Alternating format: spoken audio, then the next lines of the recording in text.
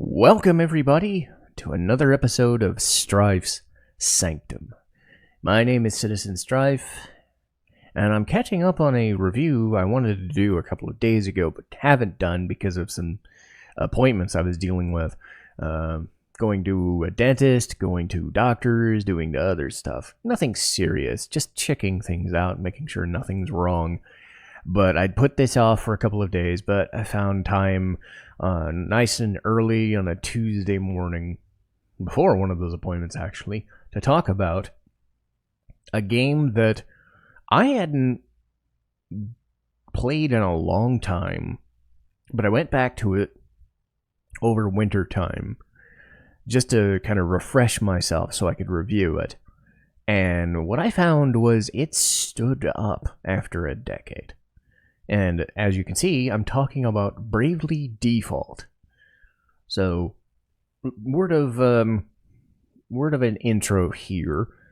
Final Fantasy and I have a interesting feel. And even more interesting now that Final Fantasy 16 has come out, and obviously I will be talking about that someday. But after the merger, and pretty much after Final Fantasy 10, mainline Final Fantasy games and Final Fantasy games in general have kind of just done their own thing and left us old schoolers, i.e. most of us complainers, admittedly, behind. And being a staunch defender of the old school and that things should never change, we needed an outlet for that. I went with Persona and Dragon Quest. Yakuza went in turn. Other people have been like, Final Fantasy should go turn-based and do other things. So believe us when we say that we're very opinionated. But again, I'm not going to go on that rant because I go on that rant all the time. But when we are thrown a bone, you remember that Final Fantasy and Square Enix still holds a place when they do it right, which makes you wonder why they forgot. But anyway, if you need any reason as to why the turn-based system still can work, look no further than Bravely Default. When this came out, no, it didn't sell gangbusters because it was a new IP for a 3DS game, but hey, it sold really well because you did the thing that you're good at because you do the thing. Because Sakaguchi left and did stuff like Lost Odyssey and whatever, so people in the development team, because again, Final Fantasy does different things. The reason I'm bringing up Final Fantasy is because Bravely Default is Final Fantasy, for lack of a better term. Just out of different names. It's got some different mechanics, but it's Final Fantasy, okay? And it does the Final Fantasy things. It is the Final Fantasy things. It wants to be the Final Fantasy things. And for people looking for that old school itch that they were never going to get again, other than the Pixel remasters or other franchises sticking to their guns, this is kind of what we get. And Octopath does it in a different way. But I bring up Octopath because the person who developed this game and Octopath, Tomoya Asano, has kind of made it his thing. I mean, and there are other games like, I'm trying to think, Bravely Default, Bravely Second, Heroes of Light. I'm getting Warriors of Light and Heroes of Light confused. It's not Diofield Chronicle, but there was another one that was I believe it was a strategy-based game. But Asano's team for the last decade have been working on smaller scale things for smaller platforms like the DS and 3DS, worked for Octopath Traveler for the Switch and whatnot. And again, they have not been the million sellers that say Final Fantasy 16 would be, or Final Fantasy 7 Remake would be. They're not trying to be. They go for a much smaller scale, but they still have an audience because people like me won't stop shutting the fuck up about it. But if you know anything about the first 10 Final Fantasy games, or namely the first 5, you kind of know what you're getting into. Because really, it is trying to be Final Fantasy 1. It is trying to be Final Fantasy 3. Specifically Final Fantasy 5. Because the job system is a big component of that. So it took the engine from I believe it was the DS game, For Warriors of Light, or For Heroes of Light. And to be honest, that game's kind of... it's fine, but it shows its age, and even in, say, the dungeon design in this game, it shows its kind of cracks in the system. Those aspects in this game are not all that amazing, but there are some things that still, they really expanded on, because they took that skeleton and they definitely improved on it and made it a big deal. There are still aspects of this game, story-wise, that have gone down in history as mistakes, but they tried some things and they didn't work. I give them some credit because they stuck to their guns and tried to make an old school experience while trying to craft a story and a feel for the world. But I don't think it panned out the way they were hoping for. But you get those kinds of experiences sometimes, right? Far be it for me to say, what about whatever plot twist? And I'll get to it. This will be a spoilerific review. But because I'm going to have to talk about that plot twist, I'm going to talk about how the story goes. But, stuff like Star Ocean 3. Now, Star Ocean 3 had it terrible, admittedly, because it was executed poorly. It was a stupid plot twist to begin with, and it ruined the entire franchise until 6, I guess. Because apparently 6 is awesome, and I couldn't play it because of my vision, and it had a HUD that was really fucking small. Anyway, but I'm not saying Bravely Default's problem is that bad, because it's a new franchise. It can do what it wants. It's not have the weight of the world and its entire timeline and canon completely wasted. It was a trial, and it was an interesting thing. But we'll get to that when we get to the plot. But we'll do plot and characters first, and then we'll talk about the battle system. The battle system is what holds this game together. But there are many things that still work in other areas that are really good. But we're in a world, I believe it's called Luxendark. And in a small town called Norende, and nearby, in a different part of the world, but also close by, two characters kind of intersect and kind of meet up as the two de facto main characters. The first thing we're shown is Agnes Oblige, voiced by Erin Fitzgerald, and her character is just, I'm sheltered nun, basically. I am sheltered nun, head priest, kind of guardian of the crystal, and her role is that of Vestal. Her idea is that she's basically just been trained all her life to take care of the crystals, and the wind crystal in particular. So whatever reason, her place is overrun and shit goes south. All the while, at the same time, there's an earthquake at a small town, Norende, and Tiz Arier, voiced by Bryce Papenbrook, just small town farm boy, goody two shoes. He's a slice of bread. Those two characters are slices of bread. I'm not gonna lie. They're not all that interesting. But they are tasked, basically figuring out what's going on. So the earthquake happens. Tiz loses his brother and the rest of his family, and basically the entire town to some unforeseen weird horror. So he wakes up in a different city called Caldisla, and shit happens. Says, okay, I need to figure out what happens. They meet up. Agnes does not know what the fuck's going on, but she's sheltered, but she's learning the way of the world because Tiz is a down-to-earth guy.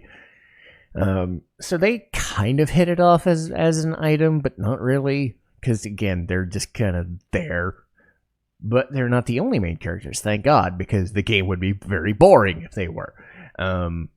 They are attacked by the Duchy of Eternia. They are an invading force from the north, I think expanding their territory, trying to get the crystals for some unforeseen reason that gets revealed once they, do plot bullshit.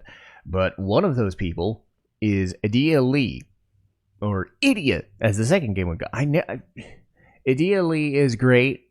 They do Idia in the second game. It's going to get confusing, so whenever I say her name. But Idea is the best character in the game. She's voiced by Cassandra Lee Morris, and she's very moody, very opinionated, very the world is black and white. You're a bitch, and I hate you kind of person. And she has this like weird catchphrase where whenever she gets pissed off, she goes, you know, and it becomes a thing, you know, because again, most of these characters are very stock. But Agnes has this thing where she goes, that's unacceptable, you know, and Idea has the murger and tis is a slice of bread, but whatever. But also, while they're doing their bullshit, there's yet another fourth character, Ringabel, voiced by Spike Spencer. And if that name sounds familiar, it's because he was Shinji in the American version of Evangelion. He couldn't be any further from those two characters as polar opposites if you tried. And I've actually met him, and trust me, he's more of a Ringabel than a Shinji. Because in convention spaces, holy shit, I talked to him during a couple of panels, and hot damn does he not sound anything like Shinji. But hey, it made him money, so what am I saying? But Ringabel, his thing is he's a womanizer, and he will tell you every single goddamn second. If you like characters like Zidane from Final Fantasy IX, Ringabel is your guy. If you don't, he is insufferable. So it can either be Zidane, where it's halfway decent and touching because he's very nice and determined and whatever, despite it, or he can be Teddy from Persona 4. There's no in between. You either like the guy or you hate the guy, and you wish he would shut the fuck up. So now you know why I like Idea more than anybody. 2 slices of bread, 1 complete Teddy, and Idea. But whatever. So those 4 are your main characters, and Agnes's companion, this little fairy known as Aerie, okay, voiced by Stephanie Shea, kind of go around finding crystals and fighting your enemies of Eternia. So their idea is they have to kind of go from city to city to city and do all the things, and they keep fighting enemies of Eternia. And part of the fun is that Bravely does make a point to give everybody a character, even the bosses. And I said this in the Yamato review, where when you give the characters something to work on, either they know Idea as members of Eternia, maybe they know Agnes because they're Vestals, maybe they know Tiz for some other reason, maybe they know Ringabel, or he's got some amnesia, because that's his other trait, is he has amnesia and will forget it here and there. So they constantly interact and deal with things. So Eternian forces keep going after crystals, the other characters keep going after crystals, and they does fights. So they has the fights. And the game runs on the assumption that you understand how job system works, because every boss battle, aside from, you know, facing off crystal bosses or dragons or whatever, most of the time you're going to be fighting humanoid bosses who have asterisks, which are the names for the jobs. You got Black Mage, White Mage, Dragoon, Knight, Ninja, Samurai, you name it. They're revamped versions of those jobs. And might as well talk about the battle system and get back to the story in a minute, but because that way I can kind of talk about how the story interacts and intersects. But the idea about this is Final Fantasy III's battle system, Final Fantasy V's revamped battle system, mostly how Final Fantasy V perceived it, because this game does not force you into certain jobs to get through a thing.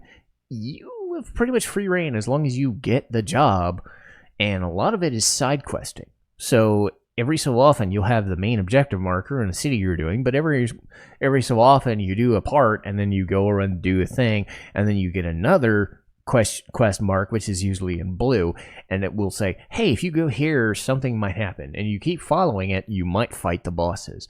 And those bosses are important because they will open up the asterisks, and then you get more versatility.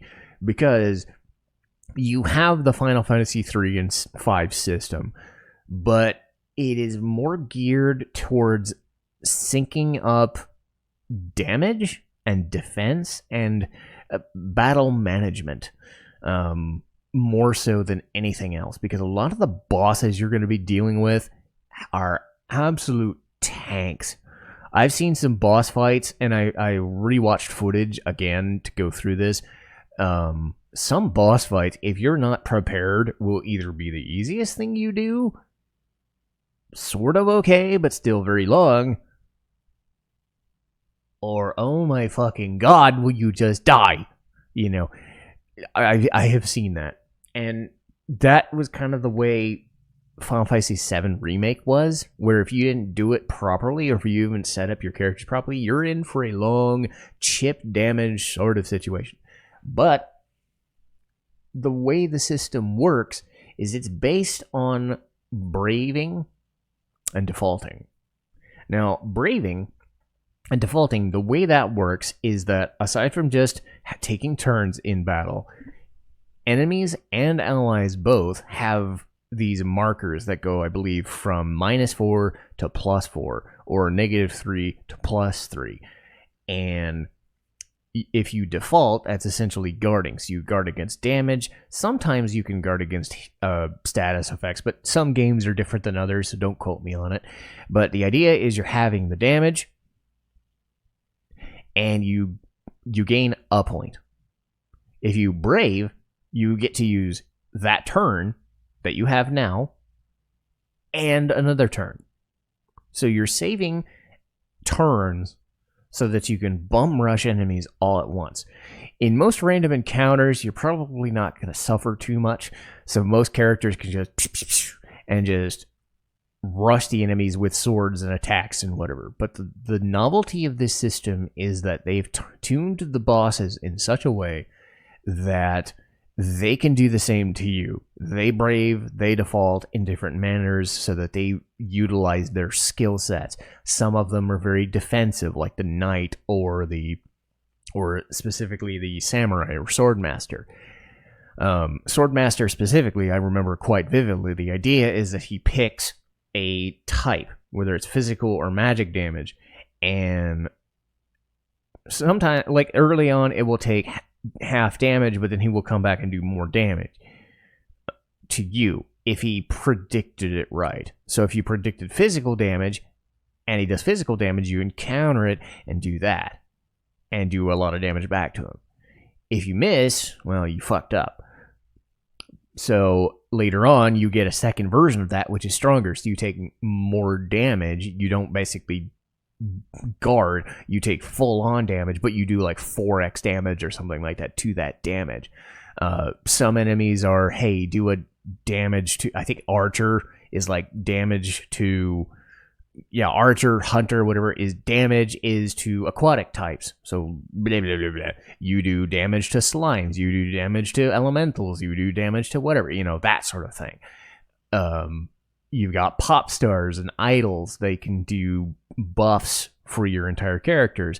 So the idea is that they're kind of geared towards you either do damage, you do support, you do battery management, which they call BP, which is brave points. So you manage everybody's batteries so that they can constantly keep either defaulting or braving, and it's not really costing them anything, because that's what you could do. You could use certain things and certain skills to keep giving you brave points so you can keep effectively avoiding that -3 or -4. And that's really the big thing, because you want to keep doing damage. So finding jobs that not only keep you healed, like mages, and I believe it's physician or doctor or spirit master, I think there's a technical one, versus pure damage focused jobs like, say, black mage or fighter or monk. If you're going physical, you get a chance to experiment, because the job system allows you, I believe, 15 level ups, and you get job points. So the idea is that you can build and build and build. You get abilities like in Final Fantasy V, which is why I keep bringing up Final Fantasy V, because that was the first one to really allow you to keep skills and then use them in a second job. So if you wanted a monk that could still use magic, you could do that. May not be the best healer or the best damager out of nowhere, but if you wanted that damage to dealer to do something else, like guard, you take one thing in knight and then you move it to monk. Same idea. So same idea applies. Everybody can be whatever they want. So if you are in the market for a game that allows you to mess around with the system and tinker with different things that range from any ability, this is an expansion of even what Final Fantasy V achieved way back when. So it's a lot of similarities, but still a lot of cool ingrained ideas that they've changed around and fooled with. And even Bravely Second, they changed around the characters again. So they some do better than others. I'm not one of these people that like knows every little nuance of every single fight, but there are people that are like, use this strategy to kill everything at this point of the game, you know, min-maxing basically, and they just know every single aspect of it. But if you're a sucker for that sort of system, you've got that.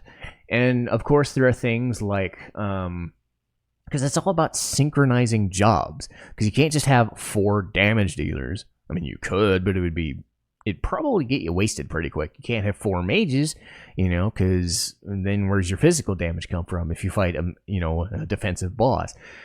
A magic defensive boss, stuff like that. So you also get stuff like daily SP. You get these things called special moves that are, if you do 10 certain attacks or you finagle certain attacks on this turn, you can now do whatever. You piece together little bits and pieces of things that you get to do the thing. And that's sort of a limit break thing, and multiple people can get it, so it lasts about a good 45 seconds to a minute. Then your buffs go away, and then you can do it again. You know, cool little aspects to the battle system that is really a good draw. But don't let that fool you, because the music is good, the story is good. We'll get back to the story in a minute, but I wanted to spend that time talking about the battle system, because again, the way you build a battle system is you have to deal with Idia's former comrades in the Duchy of Eternia, whether they're good people, whether they're bad people, whether they're just people you've never met, like this thief who's, stealing stuff in the desert because the desert sucks. This place causing taxation because the Vestal's being a bitch, or using that as intimidation for running the city into the ground, for profit and for, shits and giggles, because there are people that do that. So everybody has a reason for being there, and everybody's different. So you have people that aren't really the nicest, but aren't really mean either. They just trying to survive in most cases. But a lot of people in this game, in the second game, they try something a little different, and it's more of a crisis of conscience kind of thing. So that mechanic, I'll talk about that when I do Bravely Second someday. But for all intents and purposes, most of Idia's, not friends, but comrades in Eternia are fighting them to get the crystals. So they keep fighting, and they keep fighting, and they keep fighting, and they get to Eternia. And Idia fights her father, and that's when she gets the Templar set up, which is its own crazy job class. So what happens is that they get to that crystal and they try to awaken it, and then they wake up, and it seems like time is looped, and then things start happening again. It's weird because the game loops and it's like nothing ever happened, but you remember everything that happened in the original loop, but nobody else does. And yet they have different dialogue. So sometimes you fight them again, sometimes you fight them in groups of 3. So some of the bosses that you had before are now teaming up to kick the shit out of you. Sometimes you get to open up new boss fights in this game loop, so you do it again. And then you do it again, and it's starting to become what's going on. So this is kind of the main problem the game suffers from, is these in-game loops. You keep looping and you keep looping and you keep looping until something happens. That's why I put the spoiler warning up, is because these game loops are leading to something. And what it ends up leading to is the final boss, an Aerie. And she ends up revealing, sorry, I'm trailing thought just so I can process this properly. The idea is that Norende and the earthquake and all that stuff was a sign. Aerie's been messing with Agnes and the party to bring about this character known as Ouroboros. The main idea is that the worlds are syncing up and there are alternate realities and alternate dimensions, and they're all kind of being in sync. Everything has to be in sync for the things to work. And then once there are enough game loops and everything now in alignment, now Ouroboros can explode out of the earthquake and explode out of the crystals, and everything will just go to shit, and you can't stop them. Well, you've played a video game and then they stop him and whatever. But again, that flies in the face of, you're trying to tell a story that Aerie is, actively working against you, but you're doing it in a way that's actively forcing you to keep your levels, to keep your stuff in a New Game Plus, but not really even a New Game Plus, because you're not redoing the game. This is all one playthrough. So it's not like you're taking your characters through the journey again. You're taking it through a journey again because the story demands that you do it, not because you want to. So these game loops are happening, and yes, you're gaining new aspects of it, but you're fighting the bosses over again. There's not really anything different going on. It's the characters learning things about the world here and there, and I give them some credit for trying it, but it's still one of those frustrating, you could have found a different way to do this. You could have had a different looking city. You could have had them all shuffled around. You could have had, the Duchy of Eternia being in danger of being taken over by Caldisla, for example. A multiverse idea where it's completely different. No, it's the same loops over and over, and you're slowly piecing together that people kind of understand what's going on in other loops, but it's like the mechanics at play, the way they go about it was a missed opportunity. So they had a cool idea in theory, but in execution is lacking because you're redoing a lot of the things that you're doing before. So, that's been Bravely Default's legacy, has been that game loop. Whenever anybody talks about it, they like it, but they're reticent to recommend it because they know that mid-game blur is there. So it's really frustrating because the game holds up surprisingly well. Say if they remade it for a modern consoles, because it was for the DS back then, and eventually 3DS, I think, but mostly DS back then because that's a while ago. So they're not really accessible on Switch and PlayStation and whatnot. So if they brought them back, it would be nice. I would love that. But within reason, it would still be one of those really weird, which sucks again, because I talked about all the nuances of the fighting system and how much you can experiment and tinker with things and do all that.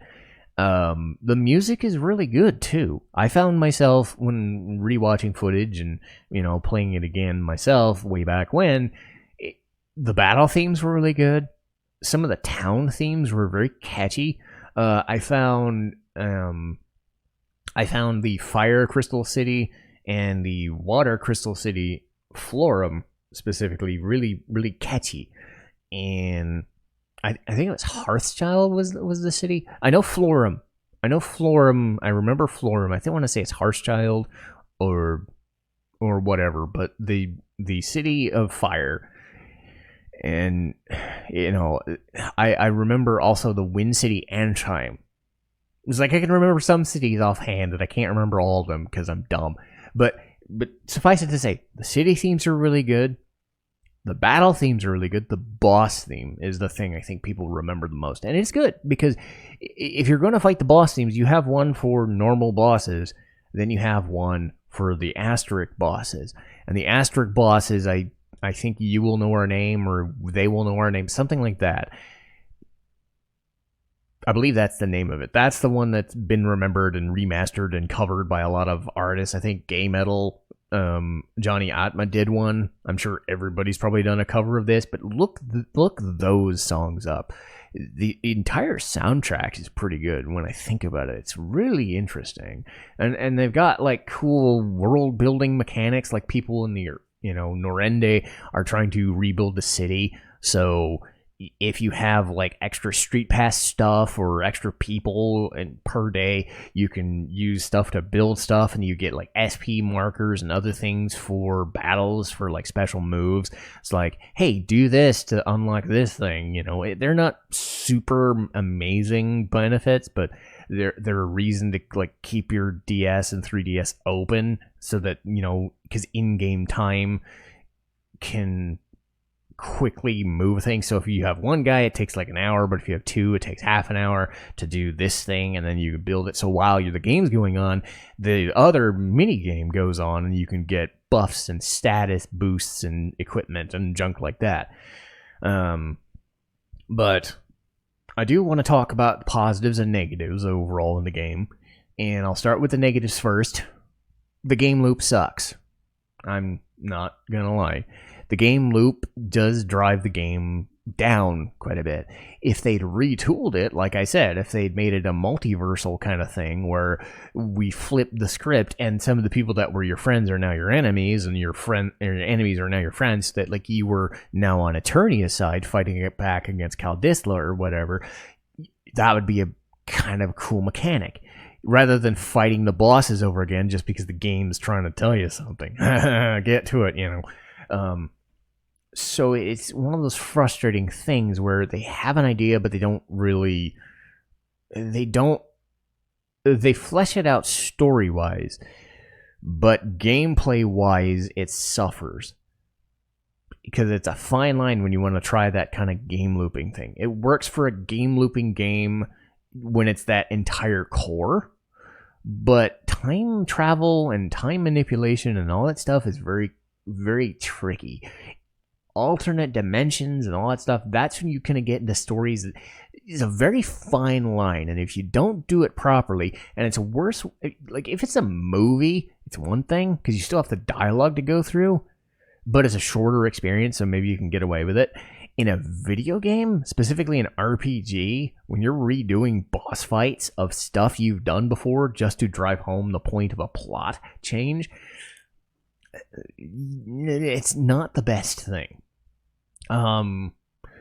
Speaking of not the best things, the improper builds can make boss fights really fucking mostly asterisk fights. And again, they are meant to be, trial and error. Which of these synced job types, support offensive magic, defensive magic, buffing your BP, making sure you're a battery, avoiding damage in specific turns, doing pure damage, physical or otherwise.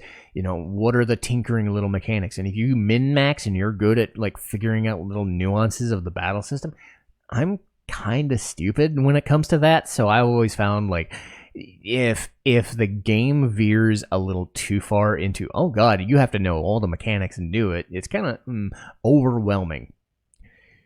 Overwhelmed by choice. I am not great when I'm overwhelmed by choice, but it's not a bad thing. I will say that much. If you love that sort of versatility in your job system, it's great. If you know what you're doing. Otherwise, it could be overwhelming to do it by choice, because there are ways that you can think, okay, how does the chemist job work? If you think this thing, then you do this thing, and then it will turn into the chemist job. It's like having a spreadsheet open. And it's like, this potion adds with this potion, and it turns into this move, and it turns into that move. But if you have a blue mage, you can do this, and you can, that sort of stuff.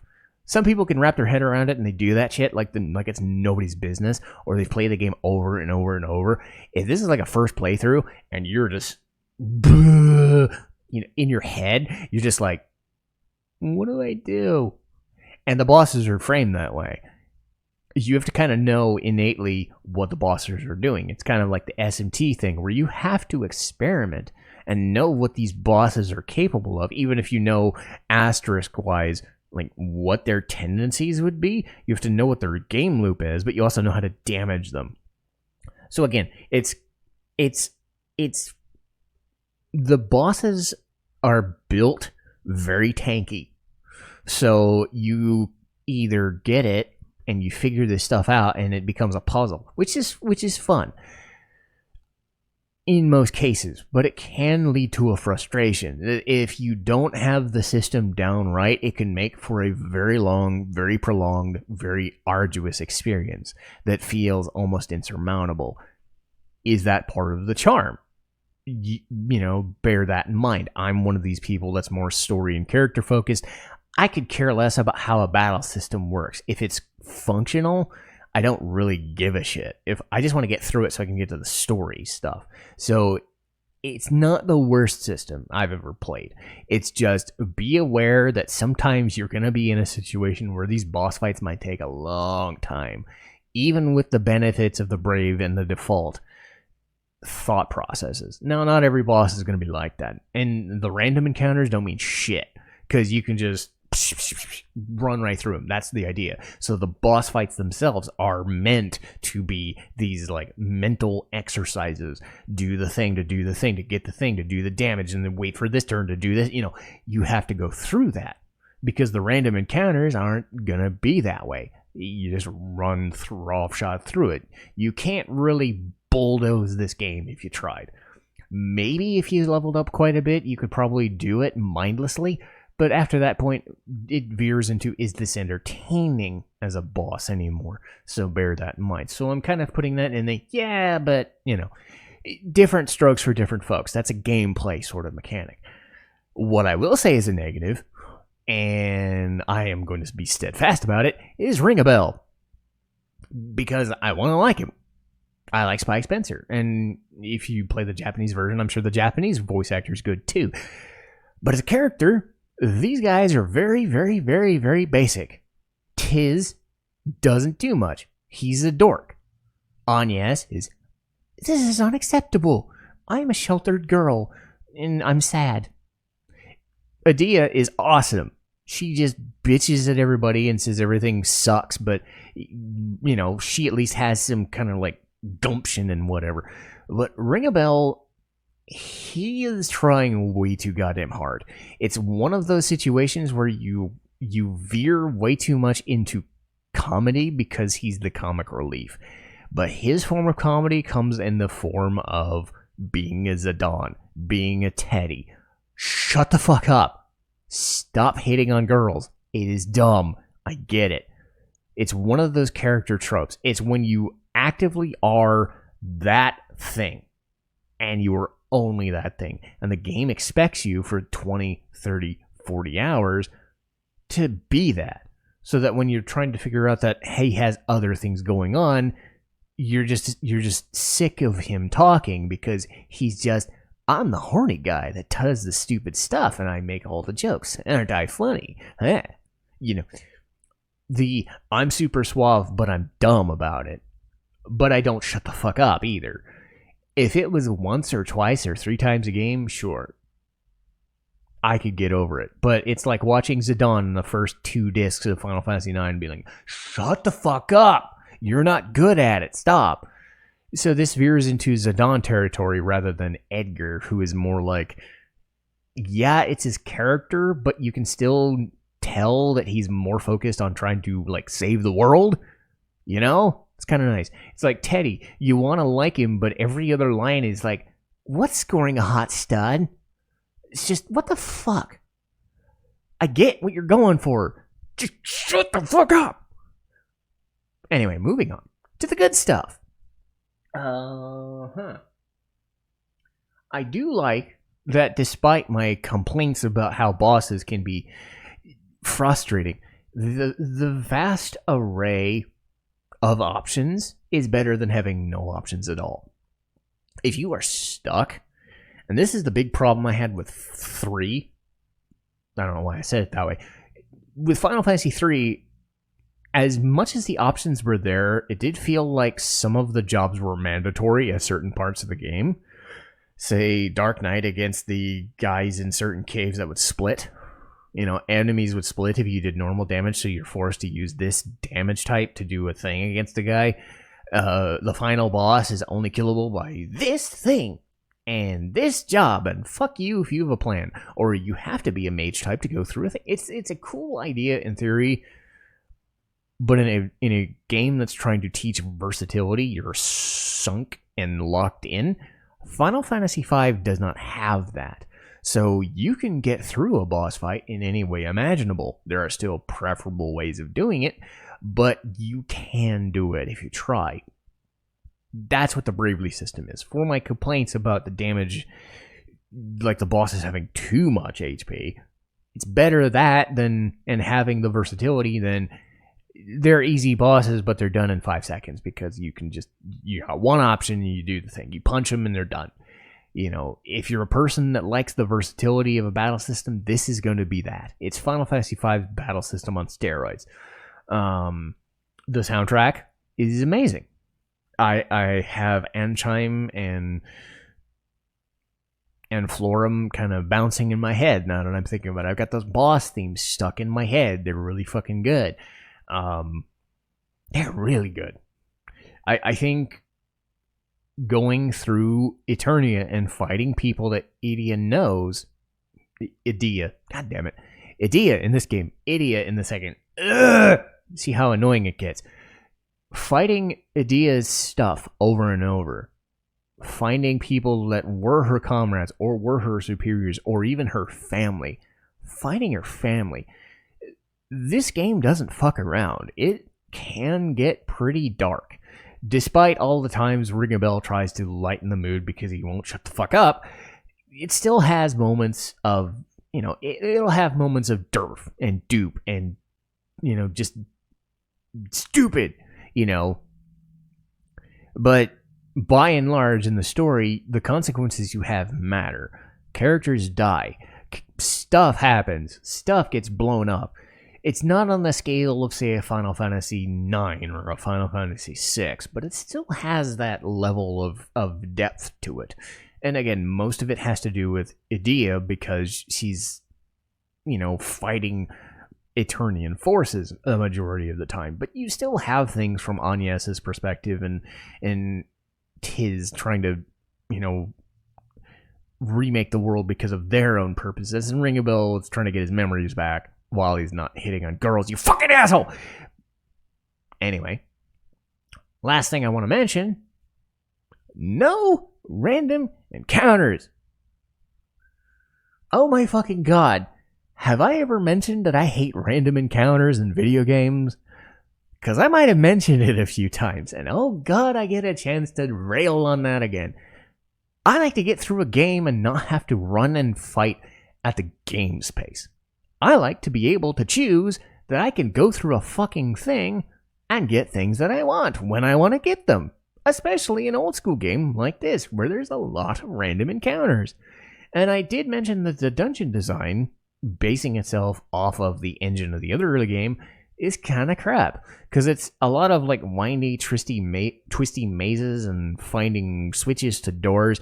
The environments themselves are kind of you know, they're not really expansive. It's 3D, but not really, because it's kind of like the same worlds, the same design, the same caves, all that stuff over and over, and it kind of leads to these dungeons don't look great. The towns look amazing, but the dungeons leave a lot to be desired because you're in a lot of forts, you're in a lot of caves, you're in a lot of castles, and the dungeon floors, the dungeon designs don't leave a lot, and you're always fighting dudes. So, this was the first game I remember where you could go into the menu and you could turn random encounters all the way off. Full stop. So if you want to just go in and find every item, and then park your ass in front of the boss room and just fight all day, you can do that. What an amazing concept. You can choose whether you want to slog through a dungeon and use your resources the original way, or you can park your ass in a save point and fight and fight and fight and fight. But you have the items that you were going to look for anyway. Yes, I understand the allure of, hey, I'm looking for the items and not having the problem of, I'm going to run into a boss fight, I'm going to run into whatever, I'm going to, not having that rails down the difficulty and rails down the experience in exploration. I'm not one of those people. Random encounters drag me down quite a bit. That's why I like on-field encounters like a Tales game or a Persona game or late-stage Final Fantasy, because random encounters just happen. You're trying to get through a door, and you're like one step away from the door, or you forget, oh shit, I haven't hit the switch. I gotta go back and do the thing. I see this a lot when I'm trying to play, say, the Final Fantasy Pixel remasters. I will turn that shit off. I will turn those encounters off if I know I've missed a chest. But the benefit is I don't have to do it, right? And this is not even just for content purposes. This is just for me. Like, even for content purposes, I sit there and go, if I can turn the game off or turn the battles off so I can go save and shut the thing off, that's great. Like I get stuck, at a bus stop or something, especially for a game like this, which was designed for portable platforms. Maybe not so much for stuff on consoles now while you're at home, but I'm 5 steps from the door. I'm almost there. It's another fight. I forgot. There's a chest over there. I gotta go to fight. Okay, 5 fights. So yes, it's a risk reward kind of thing. But you also have to remember that I've been playing these games over and over and over and over and over and over and over forever. And some games do not have any means. They don't have an accessory. They don't have a toggle switch. They don't have a nothing. Bravely Default was one of the first games that I remember that had the toggle switch ingrained in the menu right away. So it's an option. And that's the thing that I don't understand about the get good mentality, and that why people complain about changes and difficulties and different settings and whatever. If people want to do a certain thing a certain way, you should be allowed to play a game a certain way. You're not being stopped from, I want to fight every battle the way I used to in Final Fantasy 1 and do it the way I want to do it. I don't want the same amount of experience. I want the same amount of experience, I want the same fights, the same whatever. I just want it to look nicer. I don't want the random encounters to be turned off. That's perfectly valid. So you, as a player, can choose to do that. Original experience, original money, original classes, encounters the way they used to be, and do it that way. You get that experience. If you're someone like me who wants to get through a room at their leisure because they missed something or they're trying to run through a thing and can't be asked to fight another random encounter against another fight that I've done a million fucking times, I kind of like having the option of going through a dungeon at my leisure. Am I missing anything from the experience? No, because I'm playing it the way I want to. The fact that a game met me in a way that I wanted to is kind of nice. Because if you want to do a game your way, you're allowed to do a game your way. If I want to play a game on an easier difficulty, I could do it that way. Default system is, hey, if you want to fight your way through a dungeon, go at it. You want to fight all our shit but not any trouble? Do that. You just want to get through the next room and then turn them back on? You can do that. So it's the ability to choose the gameplay that I want. If it devolves into a treasure hunt and then I just fight for an hour to level up for the boss, okay. That was my choice. I didn't have to wait half the game to get a Moogle charm or a charm bangle or whatever thing, or the ability to ever so often, right near the end of the game, get to choose what I wanted to do. The game gave me the option right away. That's why every remaster of the Final Fantasy games, outside of 10, I think, have had that feature. 1 through 6 in the Pixel remaster, you can choose fights as you want. You can do that. 7, 8, and 9, you want to turn the random encounters off and zoom right through the room? You can do that. This was the first game I remember that right from the start of the game, you could just turn it off. it is such a freeing experience. The reason I bring that up is because I was living through like 10 to 15 years of games that did not. Or I'd have to find games that had different ways of going about it, like enemies on the screen, so I can run around them if I didn't want to fight them. Random encounter systems do not allow you that luxury, so that's why I'm such a bitch about it. So again, everybody's different. It changes the dynamic of the game when you either have it on or have it off. But when you don't have the choice to do a game your way, you're playing by the game's rules rather than letting the game give you the options. And having more options, much like the battle system, is important. So there are a lot of things I like about Bravely. And in the end, it's still a game that if it gets re-released on modern consoles somewhere around the road, I've heard that they will, but they haven't confirmed it. So it's kind of like they could, but they're not doing it yet. Like, this is going to be one I want to play, right? Despite some of the complaints and some of the annoyances, it's still something that's there to be enjoyed. Something that I want to enjoy.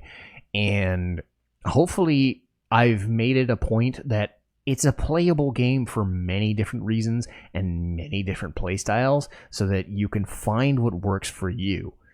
That's the level of versatility that this game provides you, and it's a great experience. But that will do it for this week.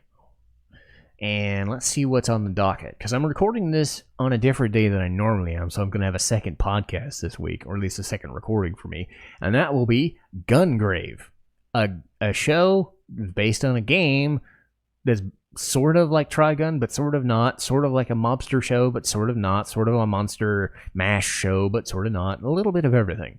August 13th will be Final Fantasy 7 Sidequests. The whole gamut of them.